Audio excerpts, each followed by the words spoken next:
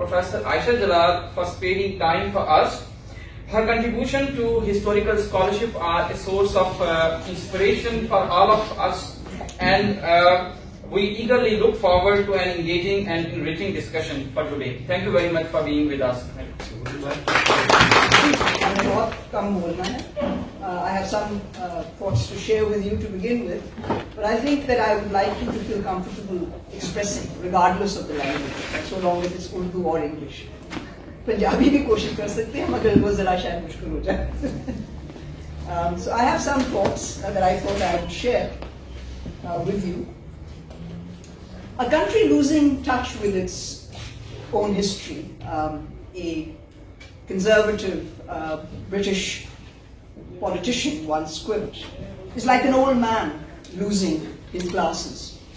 A distressing sight, at once vulnerable, unsure, and easily disoriented.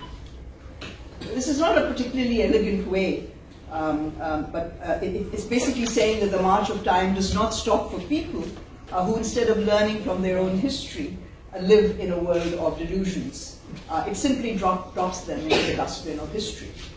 And as you all know, the writing, teaching, and research of history in Pakistan has been a subject of contentious and cantankerous debate, and continues to be.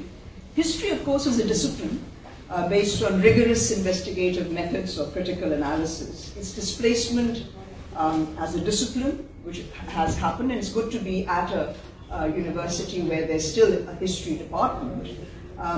But the displacement of history as a discipline, it's not taught as a discipline, and the promotion of history as ideology, defined by regimes pursuing the politics of self-perpetuation, has stunted the development of a critical intellectual tradition in Pakistan. Curbs on critical thinking and the lack of the most rudimentary structures for historical research, a broad-ranging and well-documented national archive that's open to all and sundry, functioning and well-equipped libraries that are up-to-date, as well as research institutions geared to developing an independent and dynamic national historical consciousness, has really wreaked havoc on history as a discipline. There's a vast difference between making history, perusing and jotting down memories as a habit or a public service, and the practice of history as envisaged, researched, and written by professional historians. We have bureaucrats and army officials who love to write, and they've all become Democrats after they leave their office. I mean, it's amazing how consistent a trend that is, that whilst they're in office, they are the most authoritarian, but the moment they are out of office, they're all Democrats. Instead of history, Pakistani students, for the most part, are given emotive lessons in ideology, along with a compendium of very selective facts, which instead of opening up minds, seeks to establish truths of hastily constructed national myths. And while I concede that myths are important for a people, they're only meaningful if they have some broad resemblance to actual history. Shorn of the history, people living in myths are just that, a mythical people, whose thoughts and actions lack credibility and substance, are frustrated and depressed people. Despite a very well-orchestrated national, official nationalism, Pakistan, ever since its creation, has been groping for mooring somewhere in the twilight zone between myth and history. Not a novel occurrence, I must confess, for a newly independent state. You only have to go to Central Asia. I went to Uzbekistan and recognized that they were making the same errors that Pakistan had already made. But nevertheless, what you have is that in Pakistan, declining educational standards, a controlled media, notwithstanding its more recent commercialization, has led to the dissemination of some remarkable distortions and mistruths.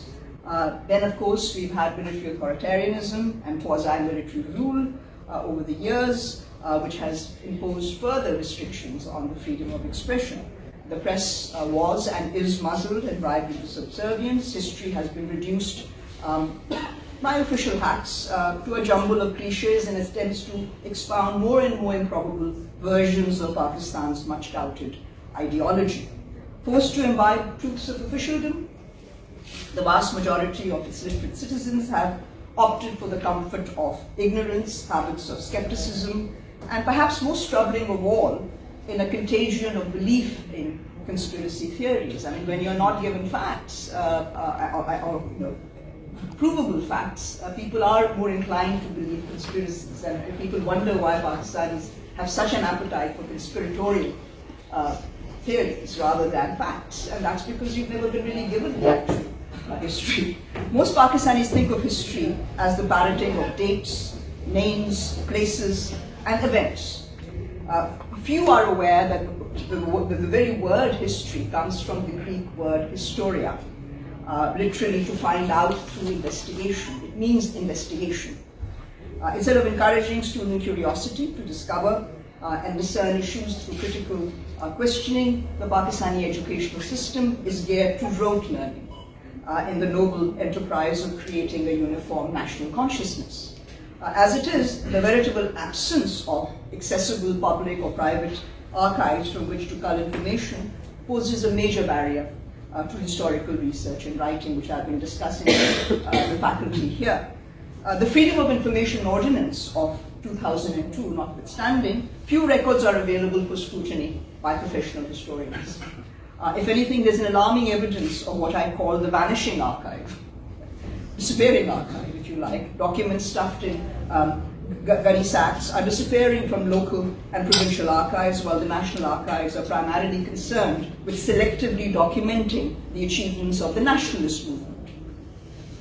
The need to use history to build a cohesive nation was felt from the very outset. Unfortunately, the methods that were used have proven quite inimical for national unity, even while valiantly projecting Pakistan as an Islamic entity distinct from Hindu-dominated India. No one was quite sure how to begin tracing the origins of Pakistan. Should the history begin with its creation in 1947 or extend backwards in time, and if so, how far? An equally problematic and potentially even more divisive issue has been that of sacrifices made during the struggle for Pakistan. Who were the heroes and martyrs, and who had to be excluded or dubbed as villains and turncoats in official narrations of the nation? These official manipulations did not go uncontested, but the preferred medium of social dissidence and resistance in Pakistan, I think it's fair to say, has been journalism and literature and not history. Without a well-developed tradition of alternative popular histories, professional or lay, the state's monopoly on official narrations of the nation and its nationalism has largely escaped systematic challenges. In some regions, the official version of history is just not taken seriously. It's looked upon with great skepticism and indeed resentment. The absence of agreement on Pakistan's precise historical origins and contestations over sacrifices for the national cause and its obverse sufferings on account of it weigh heavily on the national psyche. This has manifested itself in a variety of ways, but perhaps nowhere more forcefully than in the thwarting of the enterprise for a balanced national history. Without a credible history, people cannot develop a national consciousness, far less a national one. By devaluing history for political and ideological purposes, Pakistan has found it difficult to project a national identity that can strike a sympathetic chord with its heterogeneous people. More than 75 years since the winning of independent statehood, Pakistan is struggling to define the inner and outer contours of its national identity. The dilemma flows from a stubborn refusal to accept some of the more awkward truths about the historical circumstances surrounding the country's birth. Habits of national denial have assumed crisis proportions today when Pakistan's existence is under far more serious threat, if I may say so, from fellow Muslims than it was in 1947 from rival non-Muslims. So I think this is something that we need to think about. Yet remarkably enough, until well into the 70s, Pakistan remained a relatively liberal, moderate Muslim state, despite an emphasis on its Islamic identity and distinctiveness from Hindu India. For all the inadequacies and sins of omission, government-sanctioned schools, and I can vouch for that because I was a student here until class 8, I think. I mean, there were history textbooks that we were taught that, apart from not being terribly bigoted, did include sections on Pakistan's pre-Islamic history. Although selective in their coverage and devoid of the interpretive quality expected of quality history, they were reasonably accurate and relatively immune, as I've said, from brazen bigotry that became standard fare for the national curriculum beginning in the 80s. The ideological onslaught in the name of Islam, initiated by the military regime of General Ziaul Haq and continued by his devoted legatees in the political fraternity he had nurtured, has proven deadly for the teaching and dissemination of history. An already compromised educational system with only a very perfunctory commitment to historical research and critical analysis was dismantled bit by bit, and a newfangled doctrine of Islamization orchestrated by the state became the criteria for all subsequent discussions of Pakistan's history. Instead of celebrating the diversities and claims of sacrifice for its freedom, the official handlers of Pakistan's national ideology came to view regional counter-narratives of identity as grave dangers for the integrity of the state.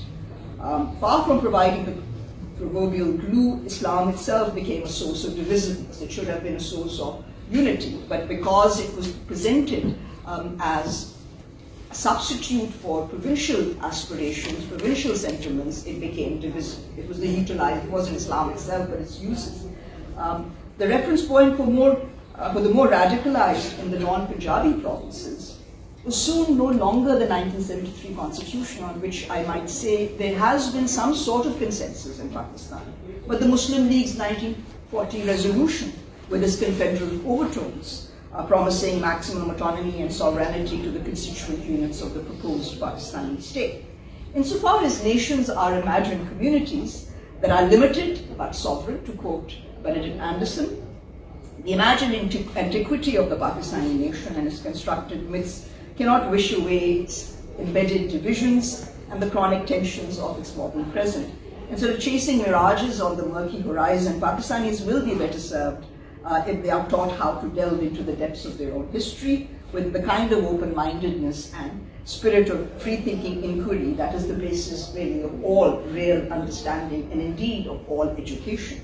It is only then that this troubled country of 250 million or so can begin shedding its curious penchant for myths, delusions, and conspiracies day in and day out of season. A return to the basics of history as methodology, history as method, to facilitate a critical understanding of the past may yet allow Pakistanis to navigate their difficult present, not simply in the light of times gone by, but more importantly, I believe, in the pursuit of a future consistent with their ideals and aspirations. And I'll just stop there and open it up to discussion.